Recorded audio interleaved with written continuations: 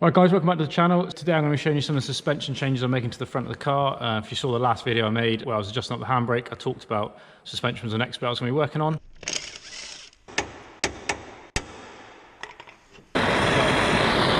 Most people are probably going to think, Dan, you moron, what are you doing to your car? Let me explain. If you watch most of the video, you understand why I'm doing what I'm doing. Let me give you a very quick rundown of how we got to where we are. So I bought the car about 3 months ago in pieces, put it all back together, got it MOT'd on the road, drove on the road for a very short amount of time before I took it to Cascombe for a track day. That was really good. Since then, I've decided that I definitely want to do some more track days and probably get back into a bit of drifting. I'm going to try and make it that I can still use it for normal grip days, although obviously you can't have both. You know, if the car is made to be a drift car, essentially they are different modifications. So as you can see, the driver's side of the car is still looking stock, other than the fact it's got a different front wheel on the front to the back. However, if we go around the other side, let's have a little look. Oh yes, that's more like it, isn't it? So it doesn't show up on camera as well, but essentially I've started the lock kit modifications. So start taking apart the other side. But first of all, let me quickly go over what I've done. To start with, I've extended the lower arm here. Now I've extended it slightly less than I did on my old car. I'll see if I can find a photo, but on my old black MX5, I extended this arm about 40mm. This time I've extended it 30 to try and keep the camber not quite as severe. Extended the inner rack end. If not, you have no thread left in the trackward end. And I've cut and modified, I don't know why you can see it there. Probably the torch in the wrong place. Cut and shut the knuckles here. I've also cut off the ABS sensor and the mounting. I'll go into that in more detail in another video because I am going to be completely removing the ABS, but for the minute that is where we're at. So plan is to do the same to the other side. This is the lock you get. It's obviously only just sat on the floor, not been tracked up or anything. I haven't cut the knuckles down quite as much as I did last time because, like I said, I probably will try and use this on a track day. The tricky thing is getting the right balance. If you don't extend the arms enough and you don't cut enough off of the knuckles, then you're not going to gain enough to really do it. You want it good enough that it's a noticeable, you know, it is an improvement, especially if you're drifting. Like my old MX5 drifted really well.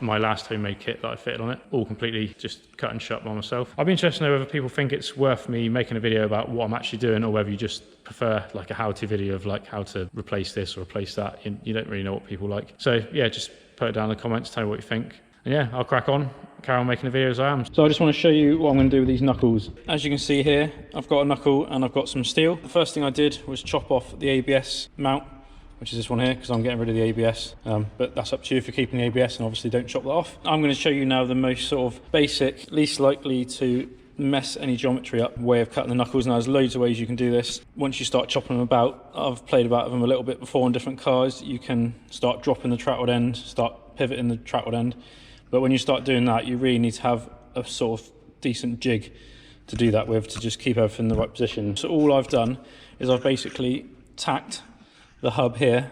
I've tacked it in a way where the edge of the knuckle is in line with this flat here, and the edge of the trackward end is in line with this flat here. So if you get a straight edge, basically what I'm going to do is I'm going to put two cuts in here.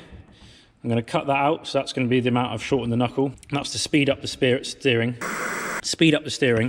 and to give you more lock at the same steering. When I cut this, all I've got to do is move the trackward end down and make sure that it's flush with this piece of steel here, and you know that within reason, it's pretty much the same Ackerman angle as what you had before. So obviously, if you start moving the trackward end mounting inwards or outwards, that changes the amount of Ackerman you've got, which basically changes the amount of drag on the wheel that isn't the leading wheel. So if you're drifting a right-hand corner, so you're going sideways like that, your left-hand front wheel, or your near side front wheel, would be on full lock that way, and that wheel would be your leading wheel, and the one that's the other side, your sort of, your other wheel, your non-leading wheel, the more or less Ackerman you have, the more or less that wheel will drag. But there's loads of videos out there about geometry and stuff. I'm no specialist, but I've got some basic ideas down. You definitely need to be a confident welder because a lot of the knuckles are cast, so you need to make sure that, in my opinion, you at least clean it up really well. I'm going to basically cut this where I want it. I'm then going to sort of chamfer all the edges and then, yeah, clean it up really nice, and then warm it up, pre-warm it, that's what I always do, and then when you weld it, it all cools down at more of a similar rate. But again, that's another story for another day. So the last set of MX5 knuckles I cut on my black MX5, which worked really well, I chopped out 25mm. So this time I'm only going to cut 20mm out. So I don't actually know how this is going to drive, so if I make these and they're not good, I'll make another set. Right, so as you can see, I've chopped that end off. I've chopped it down 20mm. I think that's that was the bit that was in there before. That is now gone. I've chamfered the edge of the bit I'm going to weld, try and get the best contact. And now I'm going to line that up with this. Something like that. Get that on there. Double check. We've moved over a little. Come this way,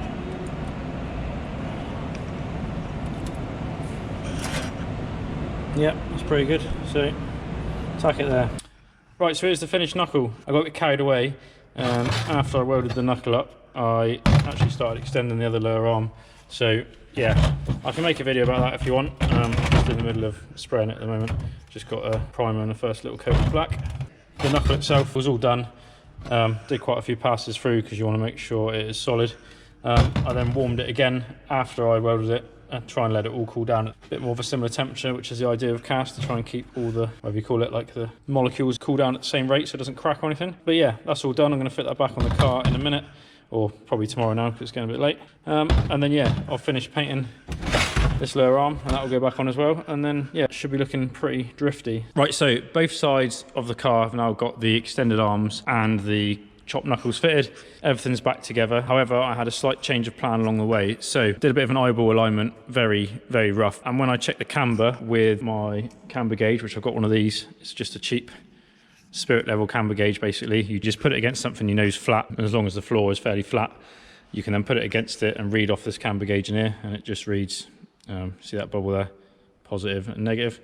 And basically it was reading about 8.5 or just under 8.5 on one side, 9 degrees on the other side. And that was with the camber adjusters in there, right in as far as they would go. So, you know, that was the minimum I could have. Now, when I jacked it up, just to double check so I can do a bit of a comparison, because it's now in the air when I'm working on it, that meant that it was on about 5.5 degrees, between 5 and 5.5 degrees each side when the wheels were in the air, you know, hanging. So essentially it's about a 3.5 to 4 degrees gain from being jacked up to being on the ground. That was too much camber for me. That would be absolutely fine on a drift car if it's like a 100% all the time drift car, especially if I wasn't using it on the road. Like my old black one, I did use on the road a very small amount, but when I was, you know, when I got to the point of drifting it, that was the main aim of the car. So I didn't care if it was wearing the tyres on the inside or if it didn't have much grip on the front on a normal grip track day. But as I've said, I want a sort of a compromise. So what I decided to do, I've never had to do this before on one of these, but I've extended the top arm now as well, about 15mm. Bear in mind, I've extended the bottom 30. And that has put the camber, when the wheel is on, not on the ground, brought it right back to about nearly 0, which means when you're back on the floor, it'd probably be back to about 3.5 to 4. Now I want to run around 5. I think that's a good in-between compromise for the track and the drifting. I have no idea how good that will be, but that is sort of where I was aiming for. So yeah, I've currently nipped up the camber bar. I've still left it on the full caster at the back, so the caster bolt is fully over this way, which pushes the arm as far forward as you can, which gives you the most caster. So the caster is fully forward on both sides, and the camber is probably set about halfway. So I can probably, like I say, I can go a bit either way. But with it on there like it is now, wheel bolted on, we've got about 3.5 degrees. I'll show you that now, actually. I'll put the wheel on and I'll show you in 2 seconds. Right, so wheel's on. Stick the camber gauge on the disc because it's nice and flat. If you look here, I don't know where you can see this with the torch there. This end one here is just the level.